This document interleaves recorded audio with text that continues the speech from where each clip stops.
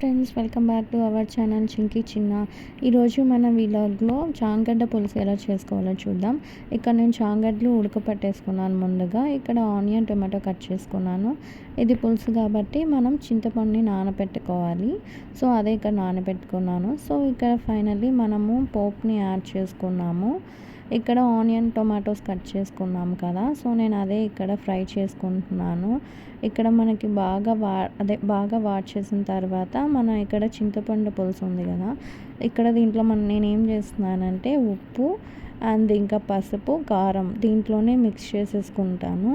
ఇలా మిక్స్ చేసుకోవడం వలన ఏమవుతుందంటే కరెక్ట్గా మనకి ఉప్పు, కారం, పులుపు అన్నీ బ్యాలెన్స్ అయిందా లేదా మనం ఇక్కడ ఒకసారి టేస్ట్ చేసి అప్పుడు ఈ పులుసుని మనము కర్రీలో వేయొచ్చు అనమాట. సో ఇక్కడ నేను యూజ్ చేసే టిప్ ఇది. సో నెక్స్ట్ టైం మీరు ఎవరైనా పులుసు చేసినట్లయితే ఇలా ట్రై చేసి చూడండి మీరు కూడా. సో ఇక్కడ నేను అదే అన్నీ మిక్స్ చేసి ఇక్కడ కలుపుకుంటున్నాను. సో ఇక్కడ బాగా కలిసేలాగా జస్ట్ ఒక 1 మినిట్ అలాగా మిక్స్ చేసుకోండి.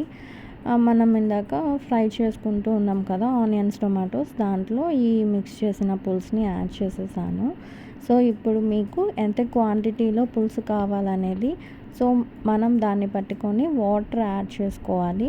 ఇక నేను కొంచెం ధనియాల పౌడర్ యాడ్ చేస్తున్నాను టేస్ట్ కోసం. ఇలాగా మనకి పులుసు అనేది ఉడుకుతుంది. ఇలా 1 to 2 మినిట్స్ మూత పెట్టి జస్ట్ పులుసుని ఉడకబెట్టండి.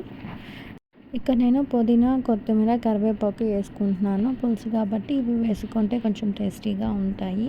అండ్ మనం ఇందాక చాంగడ్డలు కూడా మనము ఉడకబెట్టుకున్నాం కదా, ఇక్కడ పులుసు బాగా ఉడికిపోయింది. సో అప్పుడు మనం లాస్ట్లో ఇలా చాంగడ్డలు వేసుకున్నట్లయితే సో ఆ ఉడికిన పులుసు అనేది ఈ చాంగడ్డలకు కూడా బాగా పడుతుంది. ముందుగా కానీ వేసుకున్నట్లయితే ఆ చాంగడ్డలన్నీ మొత్తం స్పాయిల్ అయిపోతాయి. సో అందుకని లాస్ట్లో వేసుకోండి. సో ముందు మనం పులుసుని బాగా ఉడకపెట్టుకోవాలి, తర్వాత మనం చాంగడ్డలు వేసుకోవాలి. అంతే, సింపుల్ చాంగడ్డ పులుసు రెడీ అయిపోయింది. మీరు కూడా నా స్టైల్లో ట్రై చేసి చూడండి. సో నాకు కమెంట్ చేయండి ఎలా వచ్చింది అని.